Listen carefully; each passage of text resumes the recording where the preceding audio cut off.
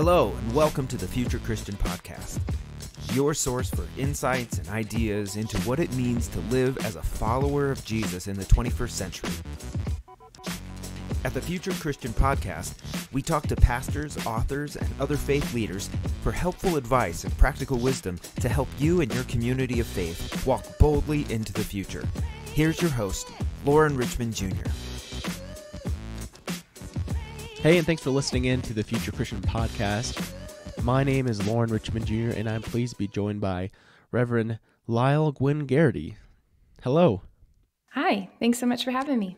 Yeah, thank you. And I got that right? You did. Yep. Good. And listeners, please be, if I sound a little different, it's because I am dealing with some sickness all at home. Hopefully not COVID, but you can never be, my wife's a nurse, so she's actually waiting on a test result because she can't work until she's symptom-free, and then, obviously they don't want folks in the hospital, like, coughing and sneezing around and this kind of where we're at right now. But anyway, thank you so much for your time and jumping on here with me. Lisle is an artist, pastor, retreat leader, and creative entrepreneur. I can't even say that today. Entrepreneur. She works with communities of all kinds across the nation, in addition to leading retreats and serving as an artist in residence with churches. She's the founder and creative director of a Sanctified Art, which we'll talk more about here shortly, a collaborative arts ministry providing multimedia resources for worshiping communities. She's an ordained minister of the Word and Sacrament in the Presbyterian Church, USA. So, welcome. Thanks so much. Thanks so much for having me. Yeah, what would you like to tell our listeners kind of about yourself? Well, I am based in Black Mountain, North Carolina, which is actually where I grew up, and I was gone for about 10 years and was really, really grateful to be able to move back to the area about 4.5 years ago with my husband. And so we love calling the mountains home. And I like to call myself a pastorist because the best titles are made up.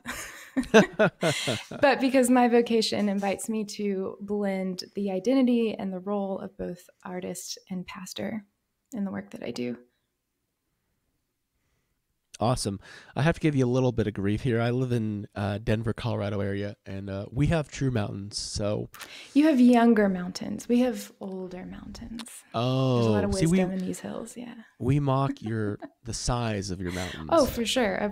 But there's nothing like, I'm always struck when I go to Colorado by how much of it really feels like desert, and there's nothing like walking through the woods. And I know the humidity is, it can have its plus and minus, but there's just nothing about the smells and all the greenery and the way the seasons change here. It's just so beautiful. Well, we have about, as we're recording this, like 4 or 5 fires burning throughout the state. I'm so sorry. So the desert thing is very much true. We're supposed to get a snowstorm this weekend, but it's been like a month and a half since we've got like any precipitation. So definitely desert in many ways. Yeah. What do you like to do out there, and what's the Black Mountain? Okay. Yeah, it's a small town near Asheville, and it's, we've got a lot going on. We are a pretty small town with a lot of folks retire here, but a lot of young folks are moving here, and young families are moving here. I'm very fortunate that I have 2 first cousins who live within a mile of me. So throughout COVID, that has been really wonderful to be able to walk, to see them, to hang out with them outside in the yard, and to still maintain connection with folks has been really nice. We just love being outdoors. We love to go biking, backpacking, hiking. We have 2 very wiggly dogs that keep us very active. So we try to be outside as much as we can. We love to garden. We have chickens. Wow, yeah. All those things. But it's a very artsy community and it's a very entrepreneurial community. There are a lot of folks who just have sort of alternative vocations and different types of jobs. That's more the norm than, you know, a lot of folks who work corporate jobs. So it's really nice to be as one of those kind of creative weirdos. Mm-hmm. It's really nice to be surrounded by friends and, you know, just in this network of people that do a lot of different things for work.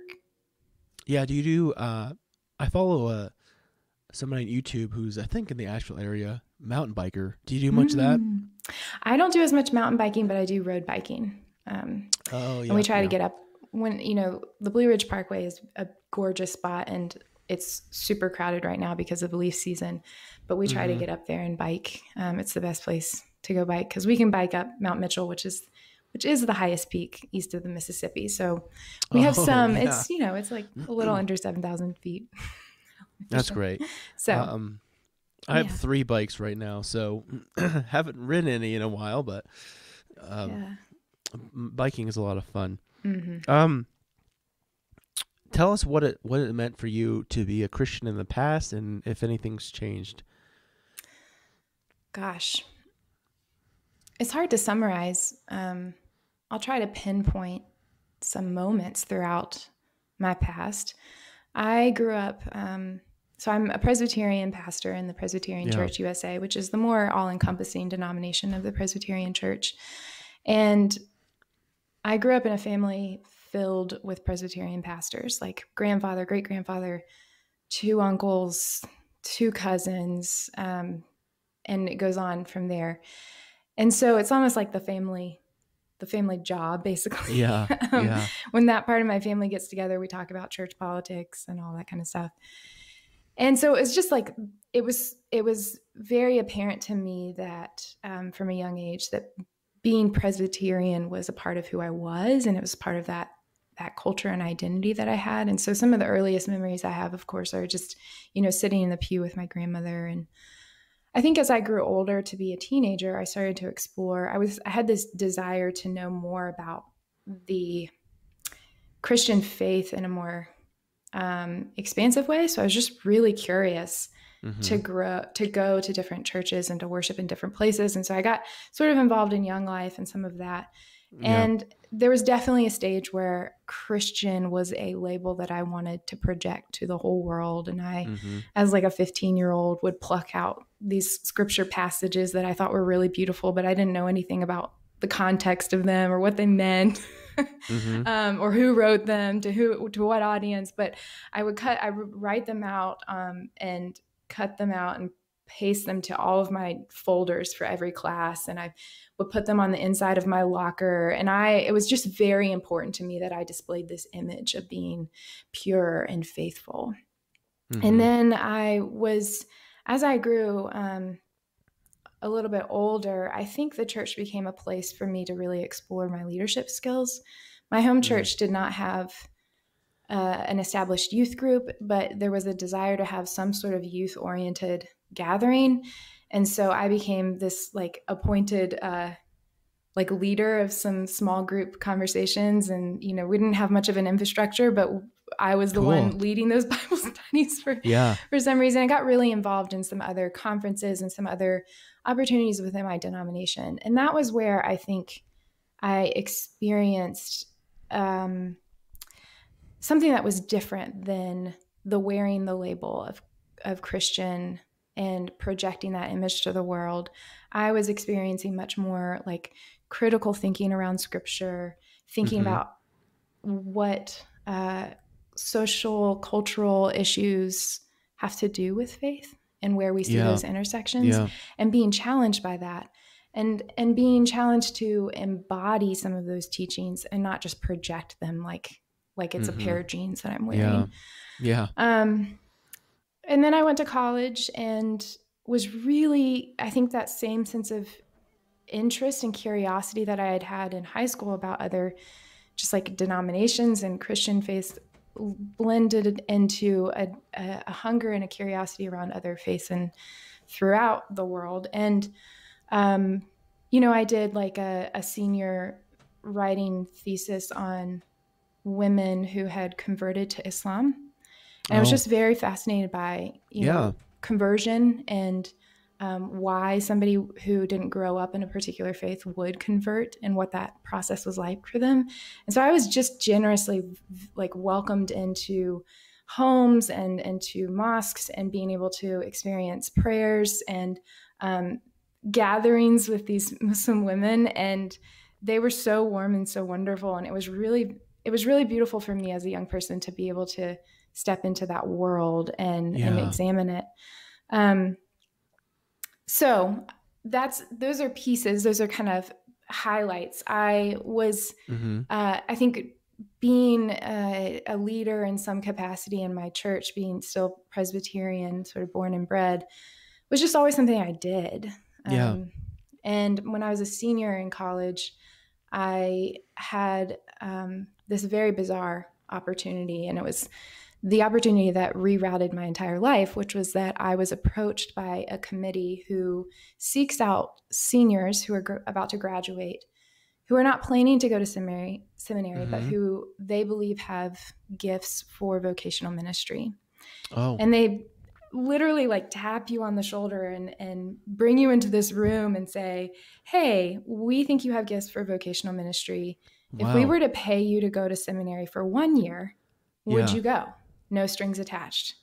And I was like, I remember when that first happened, my heart just sank because I thought, seminary, like I was just ready to, I thought there was going to be some big adventure that I was going to go on to, and I didn't have a plan yet for what I was going to do after I graduated, but like the thought of going straight into grad school was not at the top of my list at the time. Oh, interesting. and I had, like I just could not imagine myself fulfilling this sort of familial identity of stepping into the pulpit and pastoring a church and a congregation. It was just so beyond what I could imagine for myself. But my mantra throughout that entire time was, I will say no if it feels true to say no. But if it feels more true to say yes, then I will say yes, even if I'm completely terrified and very confused, which I was both. So I found myself at seminary, and I can tell pieces of that story later, but those are sort of the highlights of my faith journey, I think. That's so interesting. Thanks for sharing. It's so fascinating to think about, since that's the family business almost for you, was being a pastor. And I can see how you'd want to, like, to some extent, go your own path. And then you're presented with, well, maybe you should pursue this path too. And I can only imagine how much internal wrestling you'd have to do to process that. You're exactly right. So much of my call, I think we talk a lot about at least in Presbyterian circles, we talk a lot about the internal and the external process of a call and a calling. And there was a lot of the external call for me, and I had to wrestle with the internal call. And for a while, I just felt like, am I just saying yes because I feel obligated to say yes to this? Do I feel the pressure of trying to please people in my life who really want me to step into this role? And I really had to wrestle with that. And I think the only way that I've been able to really claim my sense of pastoral identity and authority is by truly blending it with my identity as an artist and finding my way in this very different path of what it means to be a pastor and to do ministry. So I'll ask for myself even here. External is kind of like, you have someone tapping you on the shoulder. That's an external sign, right? Yeah. And internal is just like, do I feel it within myself? The prompting of the Spirit, or however we want to define it. Yeah. Is that fair? Yeah. So Presbyterians have a very, very tedious ordination process. And it at minimum takes 3 years or so. And you have to go through a lot of meetings with committees, because we're all about committees and making decisions by committee. Yeah. And so you have to write a lot of papers talking about your own sense of internal call. But then there's this accountability piece where that call is also being supported and nurtured by people beyond you, because there can be people who think that you have a call to something, but they don't know internally if you feel called to that. And so it's this process of trying to make sure that the internal and the external match up. So, if I'm hearing you right, you're kind of like, okay, I'm willing to do this, but it's going to look like something different. And for you, that looked like being a pastor, as you say, an artist and a pastor. Yeah. So go ahead. If you have a sponsor, go ahead. Well, I went into seminary, and especially that first semester, just trying to stay open, trying to stay really open to the possibilities of what that experience might hold. And again, even when the things scared me or I felt completely out of place, it was like, I can't come up with a reason to say no. So if yes feels true, then no, then I'm going to try to keep opening myself to this. But I came into a world, and this is what it felt like. Everybody I met had a 3-year plan. They knew exactly where they were going to intern. They knew exactly what kind of church they wanted to work at. They had already ordered their robe and their stoles and all of, that's what already, it felt like. wow. People had these like supernatural call experiences where it's like the heavens departed and God spoke down to them and said, you need to do this. Or they had this very like life-changing turning point that said, it became very clear that seminary and ministry was going to be the next thing for them. And I was there just like, I don't know what I'm doing here. Yeah. So it was a very confusing time. And it was also coupled with the fact that I had just graduated from college. I was a young 20-something.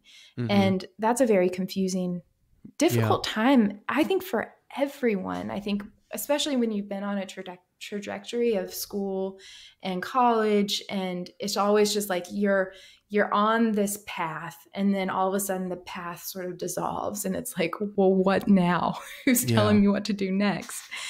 And so I really wrestled. I really, really struggled that first semester with just like trying to figure out what I was doing there.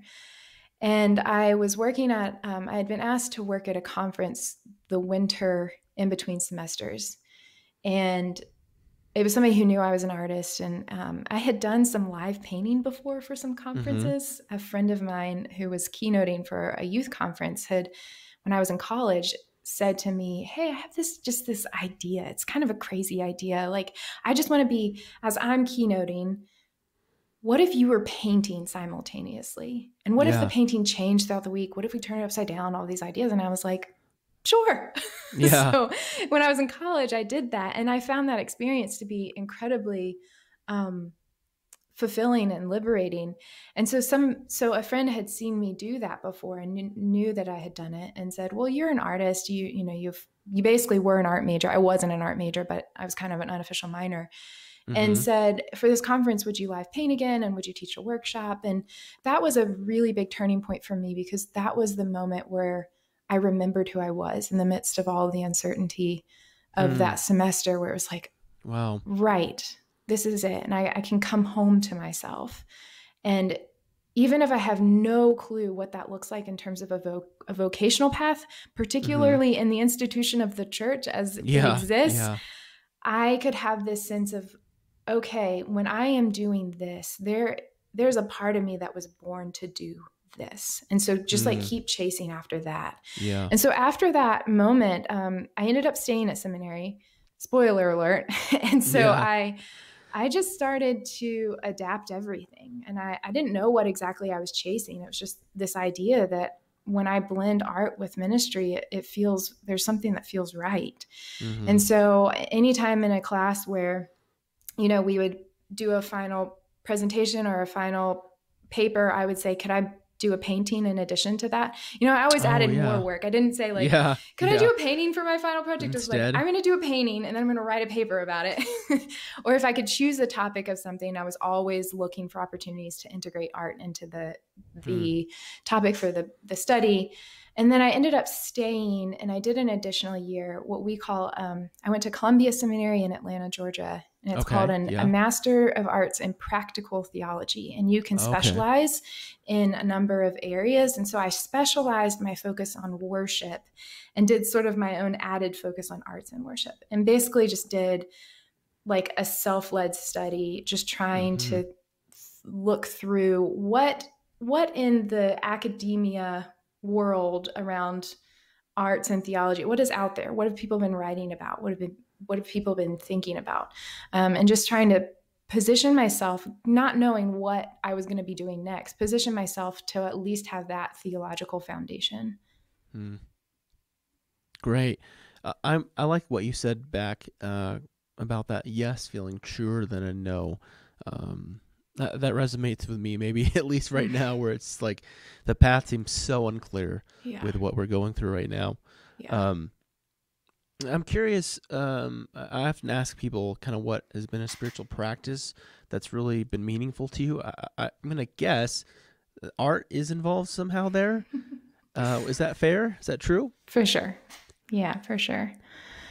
So prior to COVID, I was traveling really frequently and serving as an artist in resident and retreat leader for a number of churches. And one of the things I would do quite often was live paint throughout worship. And that's a process of me. I really approach it as if I'm preaching a sermon, except it's a visual one.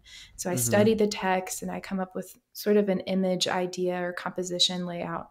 And then just showing up and sharing that creative process with a community and allowing that painting as it evolves over time to become sort of knit into the fabric of worship, the rhythm and the flow of worship.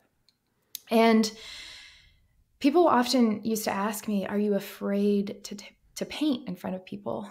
And my answer is always no. It's actually very comforting to me. There's something very comforting about stepping into a space of worship surrounded by a community and sharing the messy process of a painting come to life with others. It's actually harder for me to paint and to create in my home studio because then the voice of self-doubt and frustration and self-criticism, all of that sort of like invades my head. Whereas in a space of worship, I just have to keep going. There's no time to second guess my decisions. It's this very vulnerable process of bearing myself open on a canvas. And when I live paint, I always stay after the service for anywhere from 2 to 4 hours to keep painting until the painting feels complete, because it's a commission of the church and I want to bring it to a point of completion where I feel good leaving it. And that was always the most sacred moment. I mean, it was sacred to be with the community, but to be in this empty sanctuary for hours with no one there, just me completing this painting, just in this sort of creative flow in my own head with God, with myself, was some of the most sacred moments I can remember in my recent years. And my recent years were filled with, to be quite honest, too fast-paced of a schedule and lots of busy demands. And so that was just really like slowing down and centering space for me.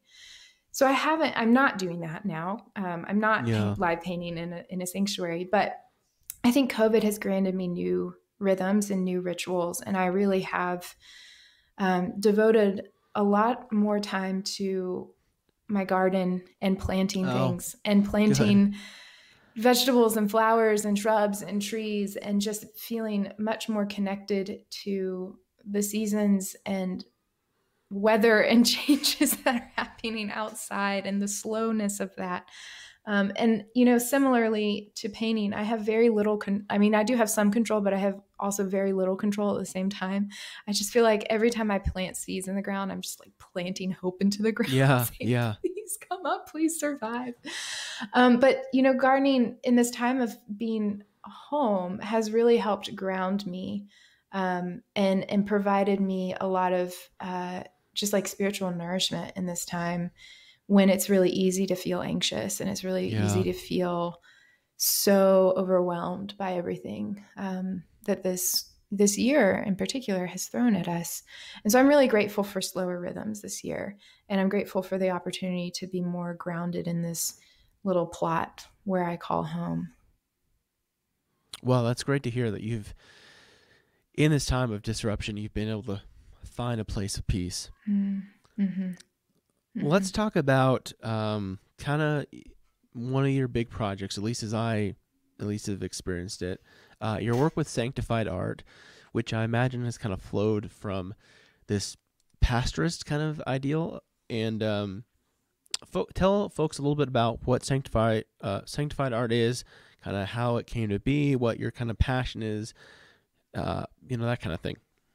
Yeah. So I was in seminary and I ended up staying an additional year because when in doubt, just get another master's, right? Yeah. And I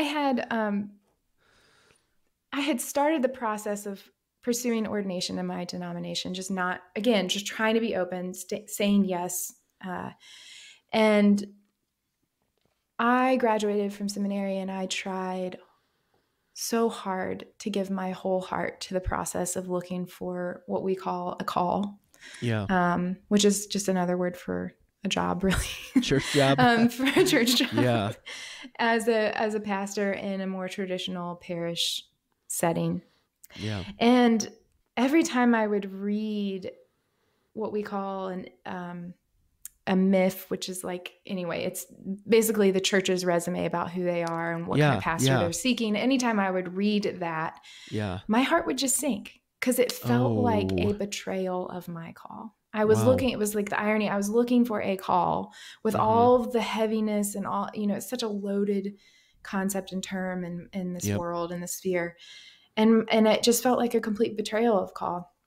And so I really tried hard to give myself to that and I couldn't, and I just knew it wasn't right. And I thought, if I go on this path, it will be because I want a job, a job with a salary and benefits. You want money. Yeah. And that's fine. That's a job. Yeah. And that's a great thing. And yet I have been on this path to pursue a calling. And, so anyway, thankfully at that time, as I was searching, I had a church reach out to me and say, hey, would you ever come spend a weekend with us and maybe lead us in a retreat and paint live for worship? And I was like, sure.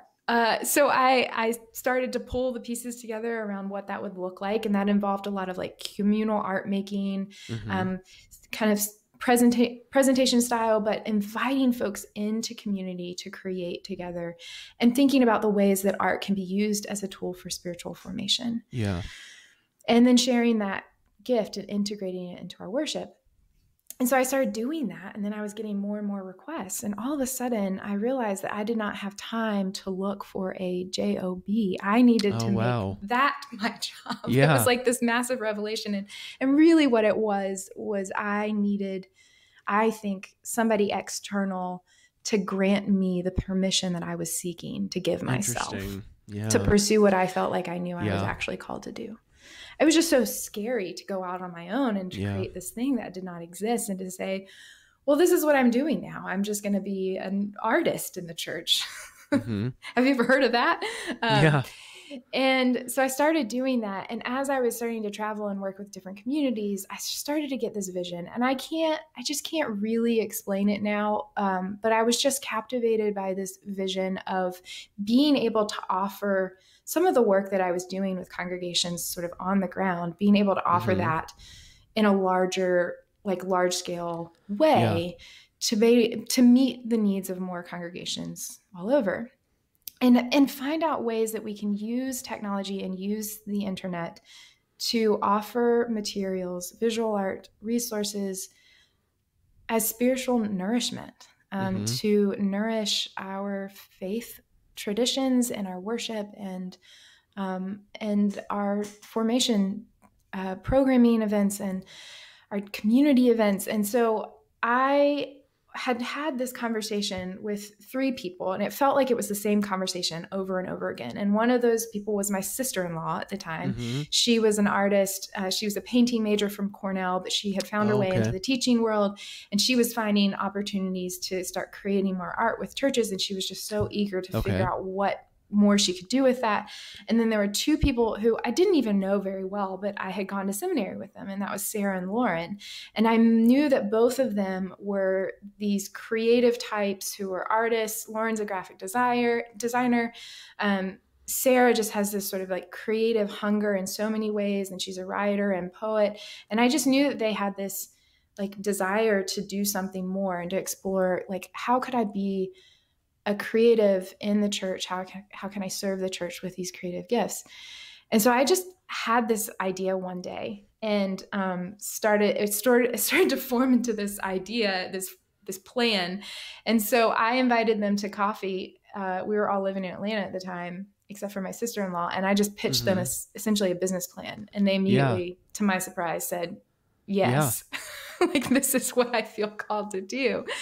And there was this really beautiful moment at our very first meeting. It was sort of like our first official meeting where I like handed them contracts and, that kind of thing, where we all went around and we just had this time of sharing our creative journeys and where we felt the piece of our faith was missing from that and what we longed for. And it was just this, like, we sat around this table and it felt so sacramental. Like it just felt so sacred that we had found each other and we had found this deep longing together.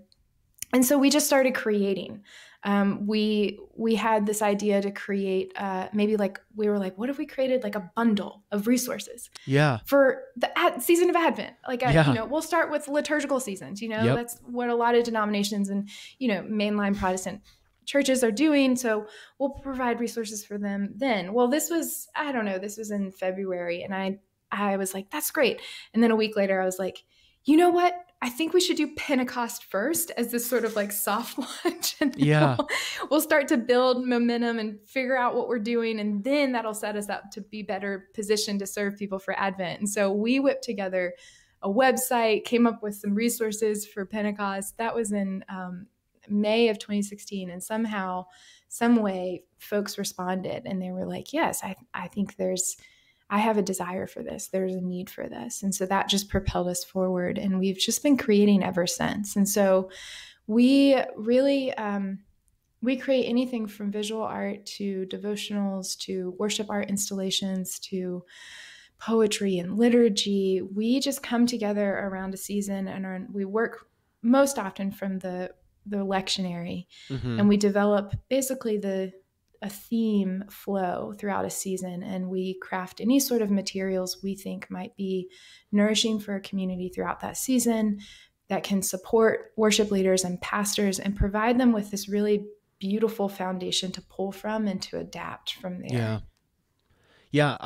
I think I was telling you before we started recording, I used your work for Advent last year, and I mean, I'm not a creative person, artistic. I don't know how much, if I have a bone in my body that's artistic, but it was such beautiful work. You should come to one of my retreats. Maybe I should. We can work on that. We can work on that.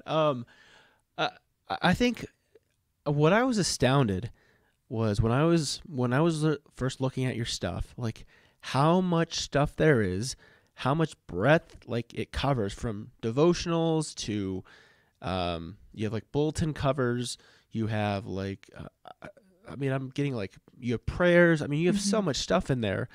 And what I was astounded at, because I came across this from a pastor friend, I was shocked, like honestly shocked about how inexpensive it was. And I want to ask you about that because like great. I only made this mistake once, but I paid like a lot of money for some like evangelical like resource that was not even nearly as valuable as your stuff is. And hopefully I'm not telling you need to jack up your prices, because it's a gift to churches that we can afford your stuff when so many are struggling. But I like talk through your kind of pricing strategy and why that matters to you to make stuff that's affordable and accessible to churches. I think that when we're thinking about who do we really want to serve, we're really trying to serve pastors who are pastoring congregations around, 1 to 500 members, who may not have a whole lot of staff, and who could really use the supportive materials to pull from, so that they, there's so much that comes with the role of pastoring. It can be so overwhelming. It can be so overwhelming. And so what we don't want to have happen is that creativity gets pushed out of the way. Yeah. And so this is our hope, is that we're providing you with these creative materials that will inspire your creativity, that this creativity can be contagious. And so when we were thinking about it, we have this like mantra around abundant creativity over, scarcity models and scarcity ideas. And so we really approach our resources as materials, as resources. We just never want to be in the business of providing products for consumption. We're just not interested in that. We're not interested in capitalism worship where you just come and consume it. Why not?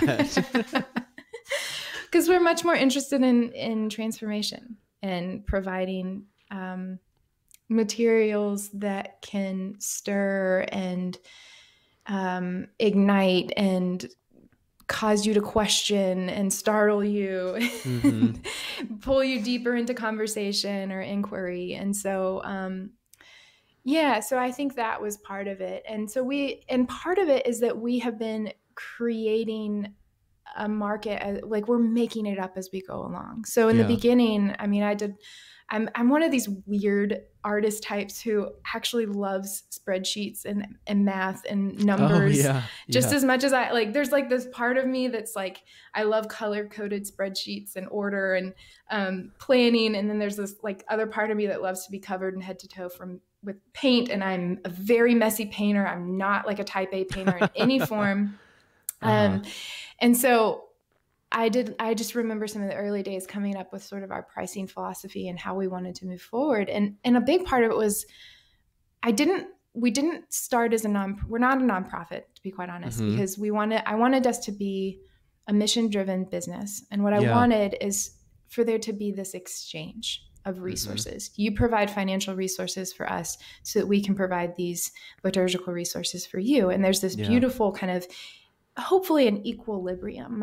That's always our hope, is that what you're getting, we have this nice exchange. What I felt nervous about was spending a lot of time pitching the concept of sanctified art to people to invest or people to donate to then get us off the ground, and then knowing the demands of fundraising. And so I just wanted us to get down to creating and figuring out what it was that we wanted to create that could truly be meaningful for communities. And so, so it's led into this business model that has actually been very sustainable for us. And we are always trying to break down the tropes of the starving artist narratives. And we're always trying to make sure that also that we're creating new sort of like cultural norms around how we engage art and how we support creative work. Because if you are paying a plumber to come do work at the church or in your home, you need to pay somebody for creative work too, right? And so anyway, so those are some of our thoughts around it. But it's ended up being a really beautiful model because it really helps us be accessible to small congregations. Yeah, I'm curious. I guess it sounds like that hasn't been a huge obstacle, because one of my experiences so often in mainline churches, we don't really value what folks are worth. Yeah. So it sounds like that's been something that has not been a huge obstacle for you.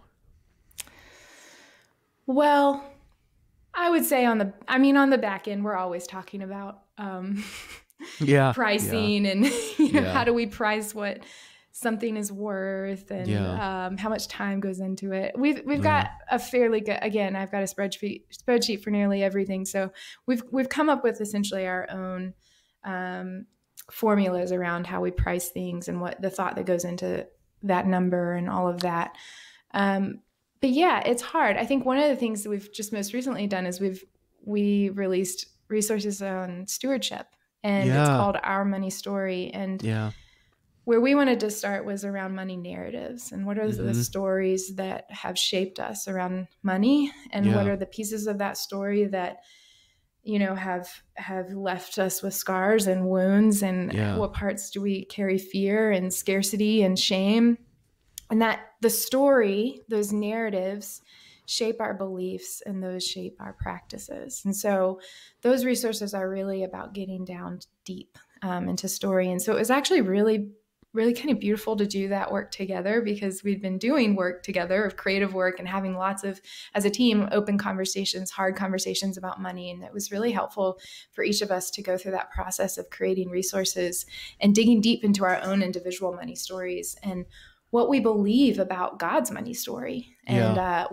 how our money story reflects or falls within God's money story, and how we can transform those stories to be working toward the liberation and wholeness of everyone, right? Mm-hmm. That's good. Let me ask one more question. When I think like you and the PCUSA, right, exist within mainline Protestantism, as do I. I serve in the Christian Church, Disciples of Christ. When I think mainline Protestants, like artistic is not what really comes to mind. Like I think of like these Northeastern kind of like white, sterile churches. And like, has that been your experience, or do you think like in many ways, like or do you think like in many ways the Protestant kind of churches you've encountered, are they like hungry for this kind of creative spirit? Yeah, so it's not by accident that has happened. I think that Protestant denominations have a very underdeveloped visual theology. Yeah. It's been stripped from our history and our tradition for, at the time of the Reformation, very good reasons. But we have not been able to develop new practices around visual art, how to engage visuals, how to integrate it into our own spiritual formation in healthy and life-giving ways. And so that's a big part of our mission, is expanding imagination around the divine image. And, I think the dangers of having an underdeveloped visual theology, there's so many dangers. I'll list a few. One of them is if you were to if you don't have a developed visual theology as a faith community, then I think we allow the images from pop culture media to infiltrate our imagination, whether we want them there or not. Yeah. So if you were to search, like Google search heaven, you see a lot of like clouds with a hand pointing down from the sky as if it's going to, God's going to strike you dead, or pearly gates and, angels at the pearly gates. If you Google search the word God, you might see a lot of like white men with a long beard. If you Google search Jesus, you might see almost exclusively Eurocentric men, some of them with blonde hair and blue eyes. And so I think none of those images are necessarily inherently wrong by themselves. Yet, if we are in a culture where those are the majority of the images that we see, and sometimes exclusively the images that we see, then they start to kind of seep into our imagination. And the danger of that is that whether we want it to or not, it might lead to this sort of subconscious belief that whiteness is closer to holiness. And we're seeing the danger of that play out every single day. The other thing is, Brene Brown does a lot of really beautiful research around vulnerability and shame. And she was studying wholeheartedness a few years ago. And she was looking at what she defined as a wholehearted person, this person who can go through all kinds of, crisis or deep challenges and grief and loss and come out the other end of that with this sense of resilience that they believe at their core that they are deserving of love and belonging. And so she was defining that person as wholehearted. And she was doing this study around like, what makes somebody wholehearted? Like, how do you just, go through all of these, suffering and hardship and just come out the other side, just knowing that you deserve love and belonging, because there are so many people in the world who live their entire lives striving for it. Yeah. And so she did this study. And so it's she put together a list of 10 things. And one of those things is everybody who was wholehearted had some sort of creative practice, some form of creative expression. Interesting. And so, so she found through her study that there is no such thing as creative people and non-creative people. Oh, wow. There's just people who use their creativity and people who don't. So it's like, I would say it like this way, like when I'm not sick and my life isn't crazy, at least I like to work out. So it's like a muscle you have to build. Yeah. Absolutely. Yeah, and so she found in her research that unused creativity is not benign. Unused creativity is not benign. It metastasizes. It turns into things like shame and regret and grief and rage.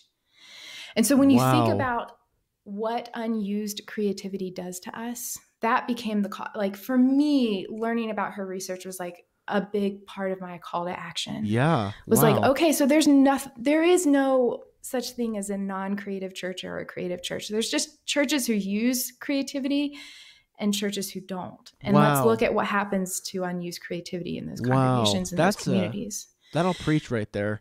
I don't know how many times you preach, but that will preach. Wow.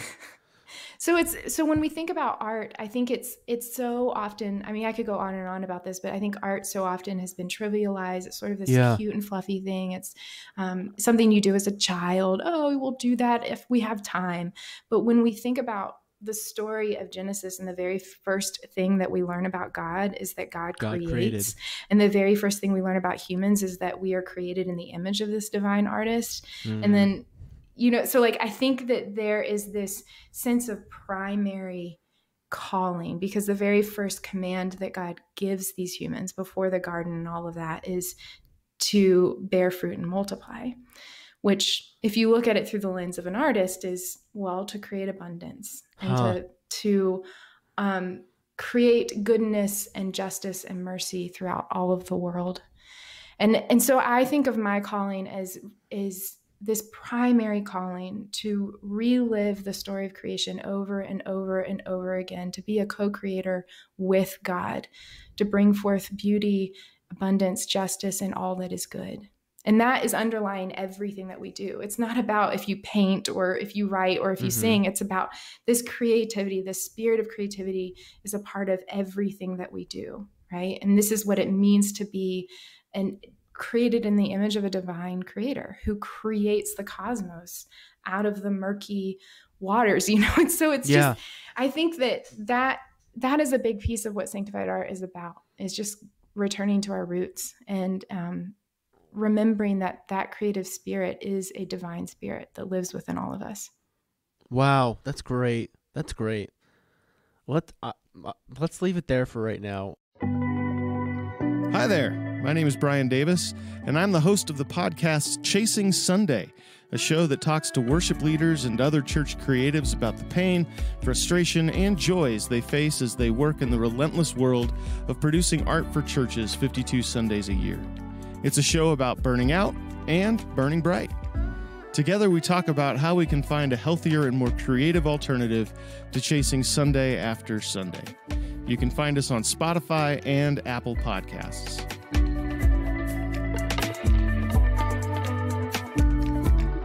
Let me transition then just to some closing questions, and you can take these as seriously or not as you'd like to. I let people know. But if you're Pope for a day, what do you want to do? What might that day look like? What is your thoughts? Gosh, you're asking a Protestant who's like woefully ignorant about what actually a Pope does in a day.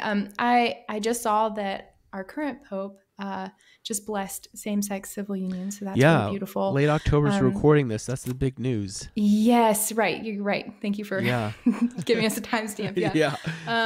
So, I mean, I don't know. I think I'm going to be a little radical and say, go for it.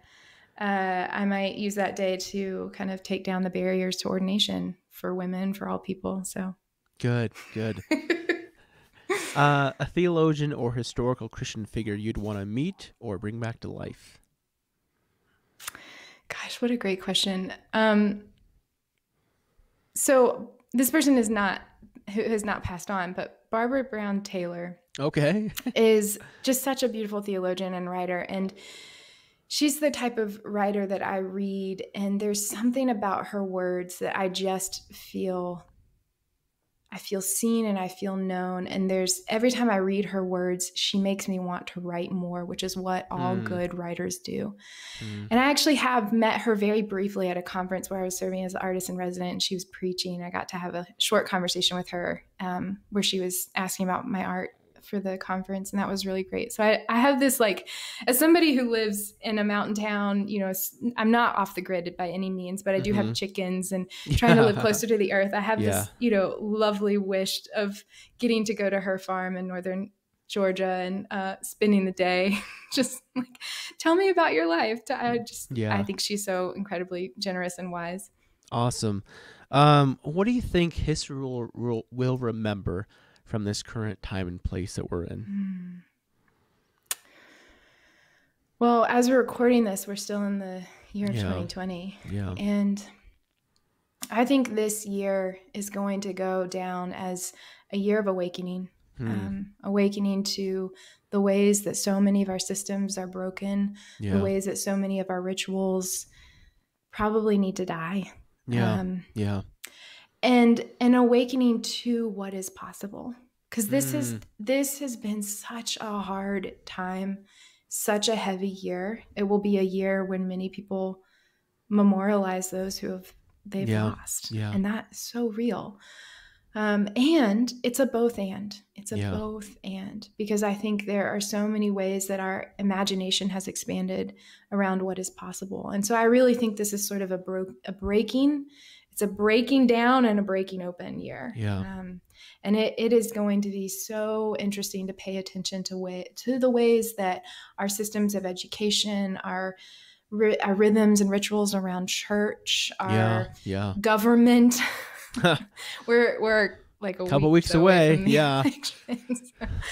No anxiety there at all. I know, gosh, but I think we're on the precipice. It just feels like we're at the threshold of so much, and things are so heavy. And so how are we breaking down, and how are we being broken open at the same time? What do you hope? What do you hope for the future of Christianity? I have found so many similarities in this season to so many stories in Scripture where humans are so attached to the temple. They're so attached to the thing that they believe is sacred, that they believe is where God lives. And time and again, God says, I am not there. I am not in that temple. I am not in that place. I am everywhere. I am with you. And I just been thinking about that a lot in this time, because I think one of the places that we've been stuck as a church is we've become so insular and focused, for better and for worse, on self-preservation. And again, this sort of like, this is the breaking down and the breaking open. We're in the midst of a reformation right now. And so I am so hopeful. I am so hopeful for a church that is not bound by a physical place, by a physical building, but that it's a church that truly is believing and seeing the possibility of God in all things and all places and all people and all situations. And that it is a community that is so involved in working toward the liberation and wholeness of all people, that is how the church is known. That'd be pretty good. That'd be pretty good. Very good. God willing. Thanks so much for your time and sharing your story here and your passion here with Sanctified Art. Tell our listeners a little bit about what you're working on for, can't think this far in advance. For Lent, thank you. Yes.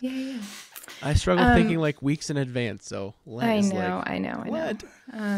We are, I think by the time this is published, we will have just released our resources for Lent. And our theme is Again and Again, a Lenten refrain. Believe it or not, we came up with that theme prior to the pandemic, just a few weeks prior. That's good. So so that, and it has just continued. I don't even need to tell you why we're seeing so much meaning come from that theme, but we're thinking a lot about the cycles, the patterns that we're stuck in, the oppressive systems, this ongoing refrain of again and again, like, how long, oh Lord? And yet how God comes to us with this refrain of, I claim you, I choose you, I can redeem you. Like there's this also this refrain of promise that we are always encountering. And so it's this both and of our again with God's again. And so those resources should be out by the time this podcast airs. And I hope folks might be interested in finding them. You can find them on our website. It's at sanctifiedart.org.